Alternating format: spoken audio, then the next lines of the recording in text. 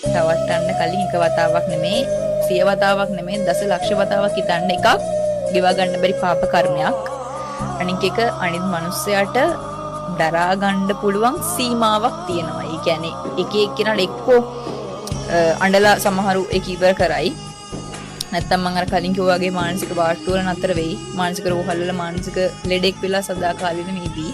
එහෙම නැත්තම් තමන්ගේ ජීවිතෙන් වන්ති ගෙවන්න පුළුවන්. මොකදයි දැන් ගොඩක් වෙලේට අපි බයිනවා මිනිස්සු සියදිවි හානි කරගත්තාම මෝඩ වැඩක් මෙහෙම කියලා. ඒක මිනිස්සුන්ගේ දරාගැනීමේ සීමාවයි. ඒ කියන්නේ මේ ඇත්ත ඒක මෝඩකමක් තමයි. තමන්ට මේ ලැබිලා දෙන තුන් ජීවිතේ නැති කරගන්නවා කියන එක මෝඩකමක්.